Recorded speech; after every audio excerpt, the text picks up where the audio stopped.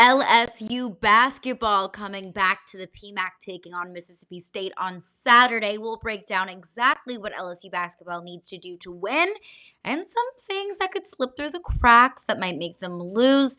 And also, Super Bowl Sunday coming up. We got a huge showing from some LSU Tigers there on Sunday. So we'll break down some more of our LSU Super Bowl storylines. Where does Joe Burrow rank among some of the greatest quarterbacks of all time? Plus, we'll make some of our betting picks in the final segment, as we do every Friday on the Locked On LSU podcast.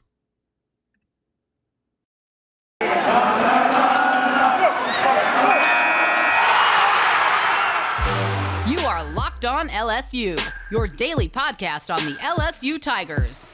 Part of the Locked On Podcast Network. Your team every day.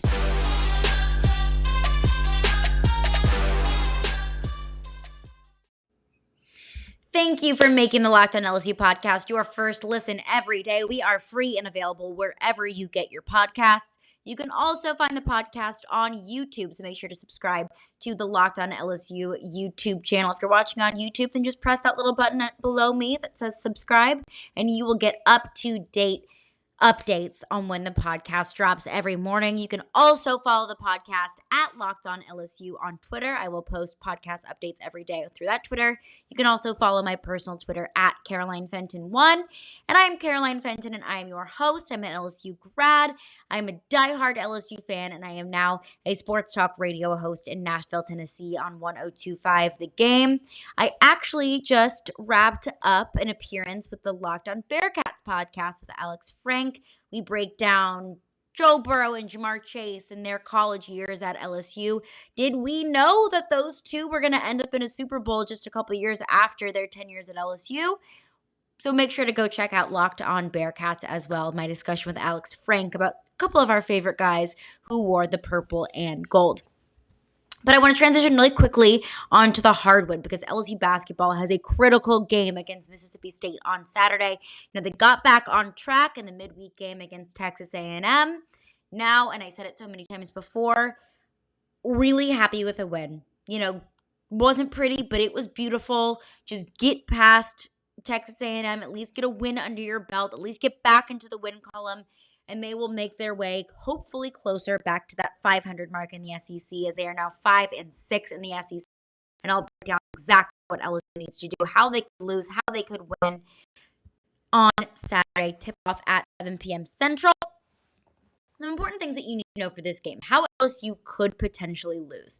Now, there's one guy, and if you don't know, now you know, Mississippi State guard Iverson Molinar is at the top of the SEC talent pool. Now, he's scoring about 18 points a game this season, and he's even better in the SEC. He's averaging more than 20 points a game in conference opponents. He had 30 points against Kentucky on January 25th. So, if you can do it against the Vanderbilts, the Ole Misses, you can do it against Kentucky. Something that your team couldn't even do against Vanderbilt and Ole Miss. So, a wee bit concerning there. But one caveat here. So, one way that LSU could lose, you gotta guard Iverson Molinar. You gotta have some heavy defense against Iverson Molinar because he really is the leader of this team. He is the heartbeat of this Mississippi State offense. So if you're able to shut him down, you're going to be on a much better slope going into this game. But one caveat here. He's not great from distance. He gets most of his work done inside the arc. He's shooting just 30% from deep this year. So that's one caveat here. You got to stop him from inside the arc. You got to keep him out of the paint because if he's forced to shoot from distance, that's not where his best strengths lie. So how could LSU lose? Letting Iverson Molinar get in the paint and do his thing and rack up points from close to the net. How LSU could win? Force him outside of the paint, force him out of his comfort zone, force him to have to make threes because what we've seen from him so far this year is that is not his bread and butter. Coach Ben Howland, Mississippi State coach, said he is our leader. He definitely steps up. He's very vocal. All of his teammates respect him because of what a great person he is and how hardworking he is. He is all about winning. So like I said, if LSU is able to shut down Iverson Molinar, if they're able to, stop the momentum there, they're going to be in great shape.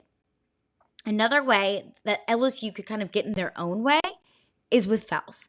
I mean, that's been an issue with LSU pretty much all season. That's been an issue in their rough stretch, only winning 6 of the last 7, only winning 2 of the last 8. Got that stat mixed up there.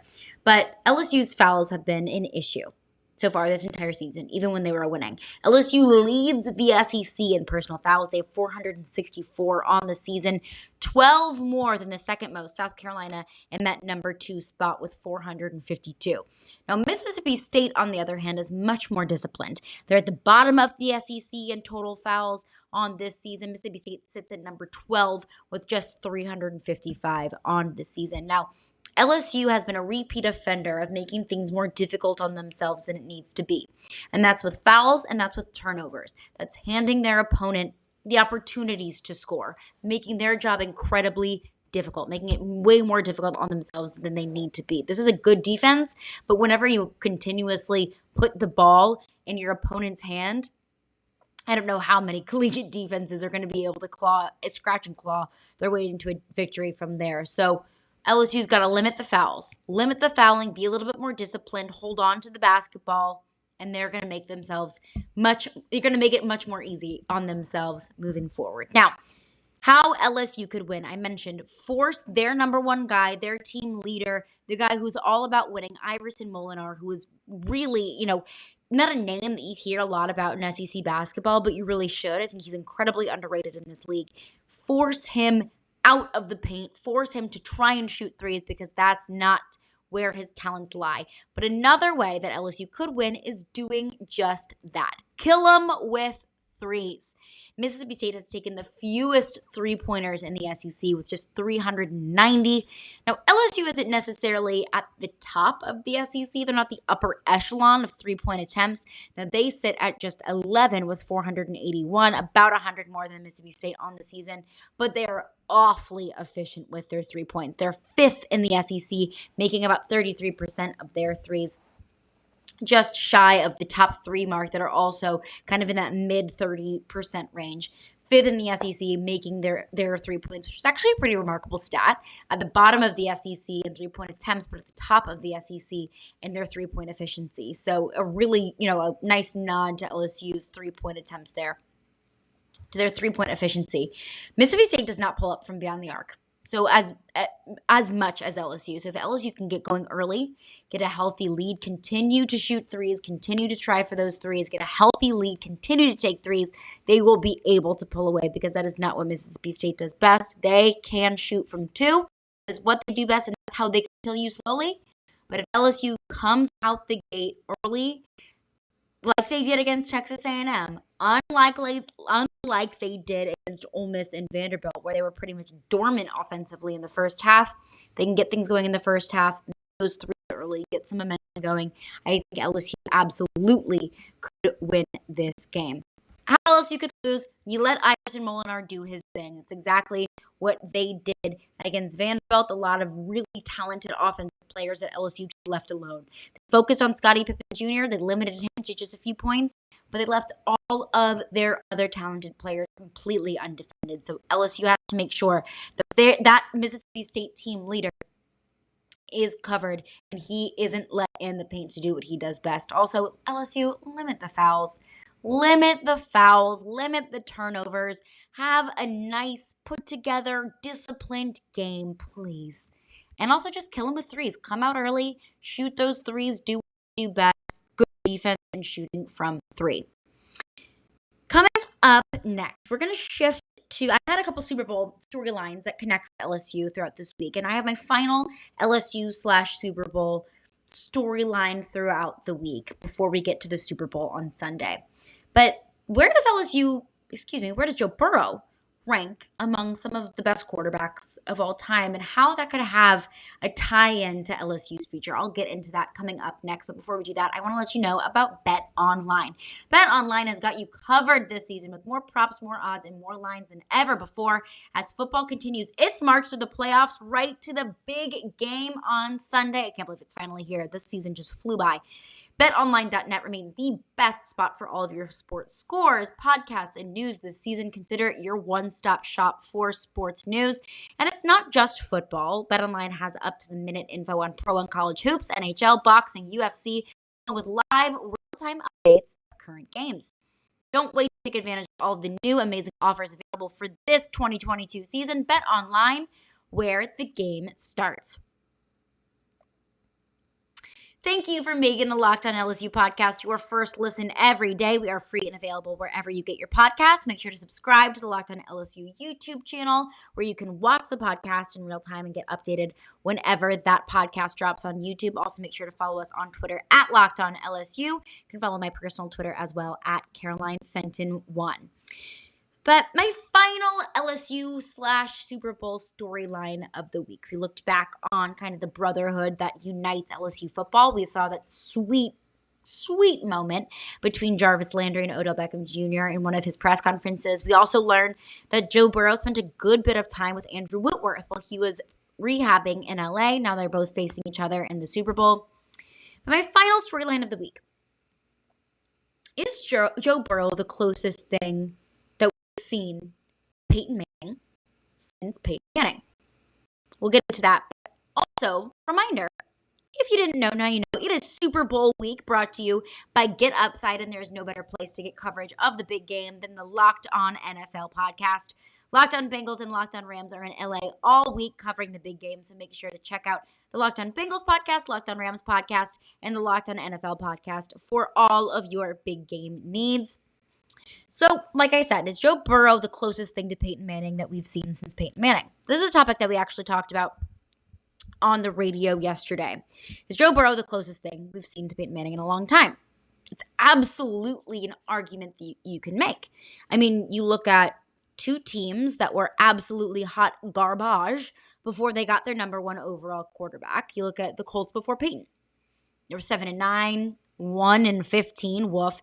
9-7, not bad. 4-12, 8-8. What's up, Jeff Fisher? 9-7, 9-7, 3-13, 3-13. Peyton Manning comes along in 1998, drafted first overall. They're 13-3. They're 10-6, 6-10, not great. Then they're 10-6, 12-4, 12-4, 14-2, 12-4, and they won a Super Bowl. Sounds an awful lot like the Cincinnati Bengals before they got Joe Burrow, who were 6-9-1, 7-9, 6-10, 2-14. And then Joe comes along, he gets injured. They're 4-11 in 2020. And then the next year, Joe Burrow comes back. They're healthy. The Bengals are 10-7. They win the first playoff game in franchise history, and they end up in the Super Bowl. I mean, you can see the similarities there between Joe Burrow and Peyton Manning. They're coming into these franchises that were just desperate for some sort of life to be breathed into them. And then almost instantly, they're contenders.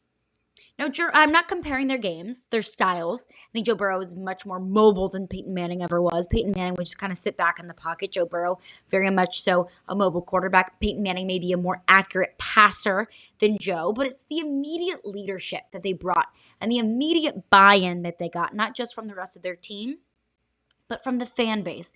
As soon as they were brought in, it was this instant excitement about, okay, finally, we've been desperate for just some sort of success to be brought into our team, and these are the saviors. Peyton Manning was the savior in Indianapolis. Joe Burrow is the savior in Cincinnati, and honestly, I think is the savior that all NFL fans have wanted and needed for a long time. He's the main character of the NFL at this point.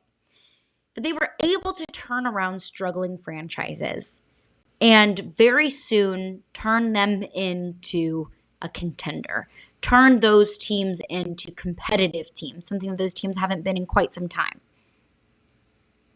But where does LSU come into play? So Peyton and Joe also had pretty similar college careers. No, Joe won a Heisman and won a national championship. Peyton won neither. But they both took the college football world by storm. Now, Peyton Manning came into college, and there was a ton of media coverage when he was a junior and senior in high school. Joe Burrow, that wasn't quite the case. But when they both settled into their roles, they significantly improved the direction of their programs. I mean, Peyton Manning came into Tennessee and was able to set them up for a national championship. Didn't win them a national championship. They won the national championship the year that he left. But he really just ignited this Tennessee football program. And we all know it well with Joe Burrow.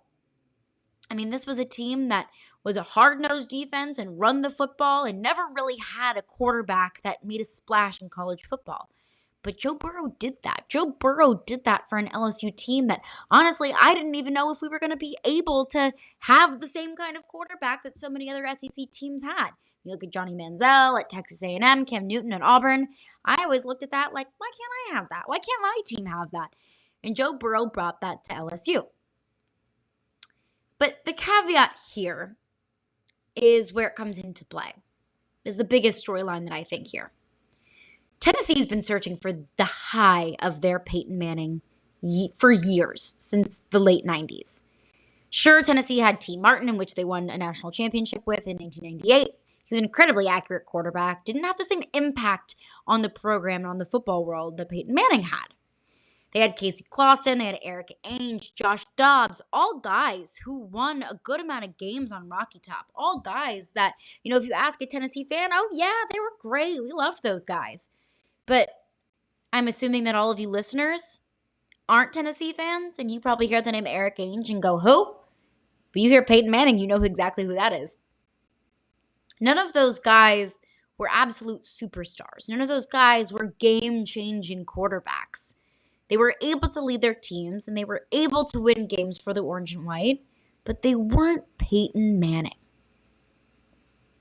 Now, we were lucky enough to have our Peyton Manning, so to say, just a couple years ago in Joe Burrow.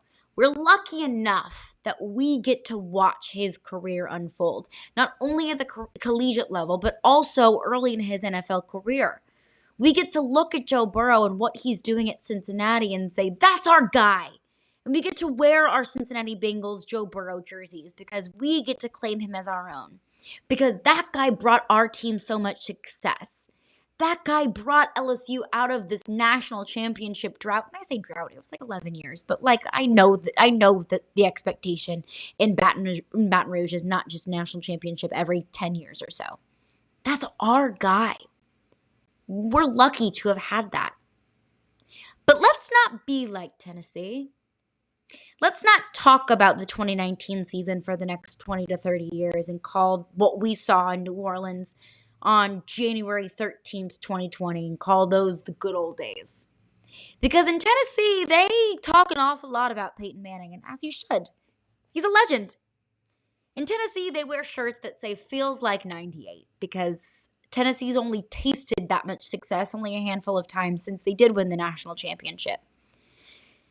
I don't want to be like that because I think the standards at LSU are much higher than that. And I love being able to compare one of the greatest quarterbacks of all time in Peyton Manning to our guy, our quarterback, Joe Burrow. And I understand that quarterbacks like Peyton Manning and Joe Burrow and Tom Brady and Patrick Mahomes and Josh Allen, those guys only come along once in a blue moon. And of course, Josh Allen, Patrick Mahomes, those are guys that really found success in the NFL, not necessarily as much in college, but you understand what I mean.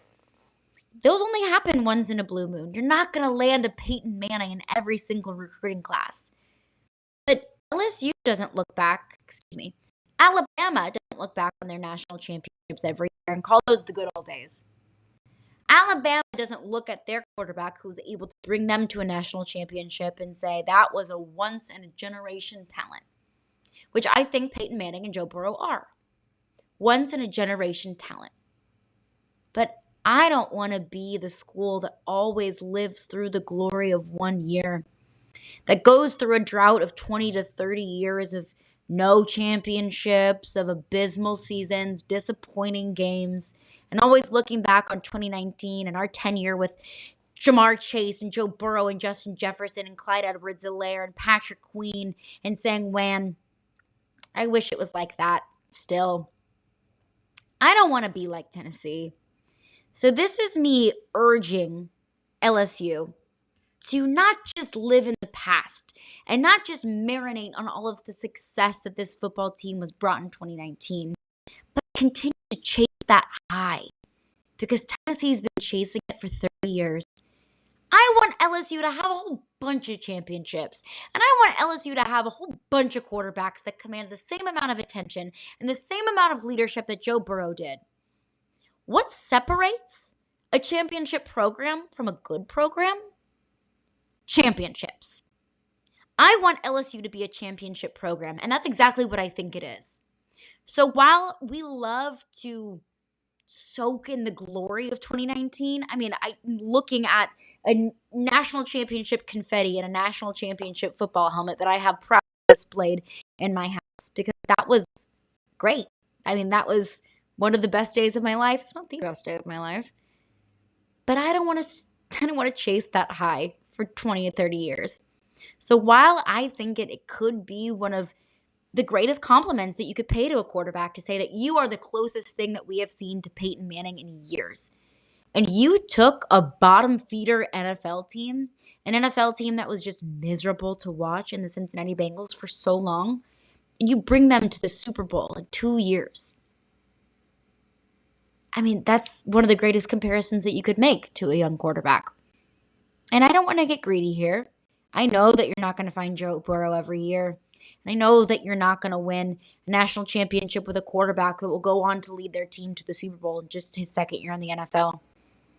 But I think that we can demand a lot from this program because we know what it can do. I don't want Joe Burrow to be an outlier. I want him to be just one of many great quarterbacks and great leaders on this LSU football team.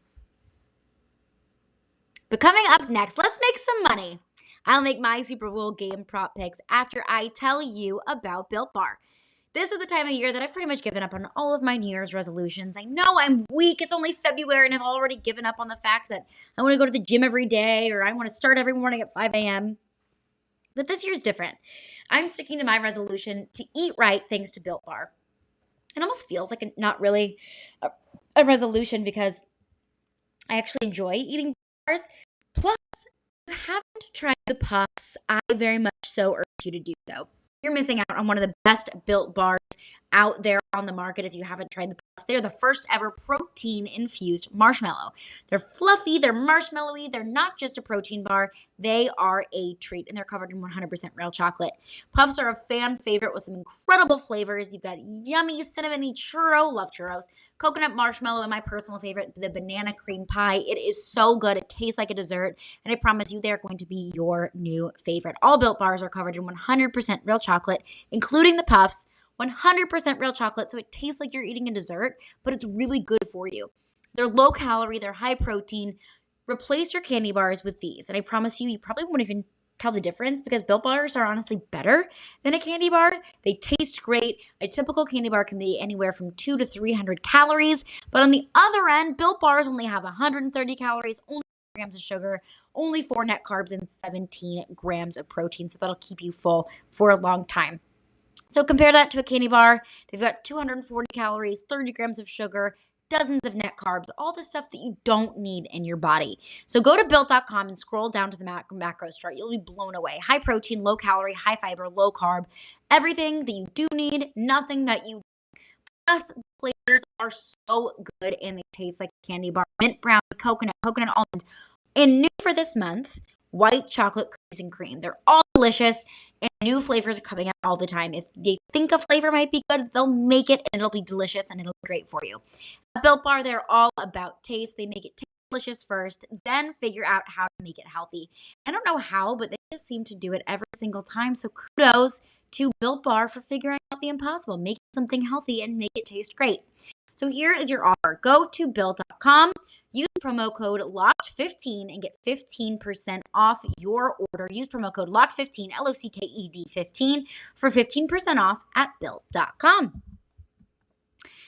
Third segment, like we do every Friday, our betting segment. Betting is finally legal in Louisiana. So if you are a local Louisianan, you can absolutely get in on the action. And if you're not, there's plenty of other states where sports betting is legal. So make sure to give it a look. So we've got a little bit of shifts in the sports betting market. So the spread for the Super Bowl here, these are all Super Bowl picks, by the way, fitting since Super Bowl's on Sunday. The opening spread was 3.5. And after a couple of days, the spread shifted to 4.5. Now the spread is back down to 4. Depending on which sports book you use, 4.5 or 4, I'm taking Cincinnati against the spread. I think that what Cincinnati has been able to do, given their offensive line issues, is pretty remarkable. And I put that all on Joe Burrow and the trust that he has in his receivers and Jamar Chase and T. Higgins and Tyler Boyd. So I think that Cincinnati is going to be able to keep it close because I believe that this quarterback is better than Matthew Stafford. Now, there's been discussions all week long of, do you want Matthew Stafford and Cooper Kupp, or do you want, Joe Burrow and Jamar Chase? I think they're both equally as threatening.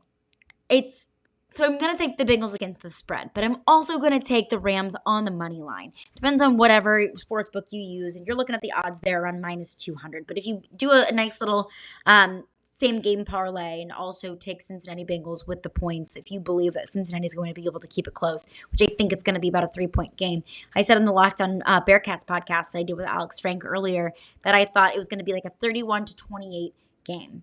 But I would take the Rams on the money line just because I mentioned offensive line woes in Cincinnati. Aaron Donald, I believe, is the best player in the NFL. Aaron Donald is a bad dude, and he smells blood in the water and will come after Joe Burrow. In this offensive line, there's really nothing they're going to be able to do to stop it. The right side of the offensive line is so incredibly weak, and it just scares me to death seeing Joe Burrow go out there just hoping that he doesn't get killed. Now, Joe Burrow is going to be able to escape a few sacks now. He's quick on his feet. And I mentioned it in the Locked On Bearcats podcast that if you hit Joe Burrow, that's fine. He'll get back up. I think we all remember the Fiesta Bowl in 2019. Joe Burrow gets smacked in the mouth and gets right back up for a touchdown run. Nobody has the kind of toughness that Joe Burrow has. I mean, he got sacked 9 times against the Tennessee Titans, and they still found a way to win. It's pretty impressive. Now, anytime touchdown score, the worst odds listed on this sportsbook that I use, Cooper Kupp at minus 165. You've got Cooper Kupp, Cam Akers, Joe Mixon, Jamar Chase, Odell Beckham Jr., and T. Higgins, all listed as the top 6 anytime touchdown scorers.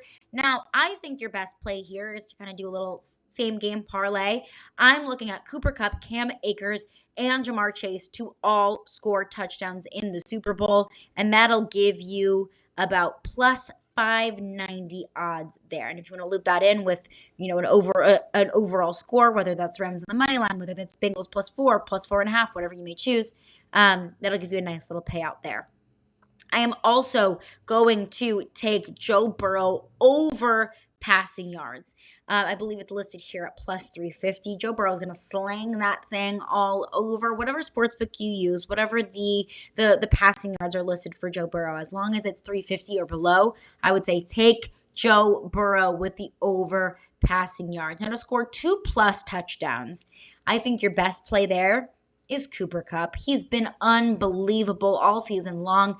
He and Devontae Adams single-handedly won my fantasy team for me this year. So I would say your best bet here for 2+ touchdowns. If anyone is going to be able to score multiple times in the Super Bowl, I do think it's going to be Cooper Kupp.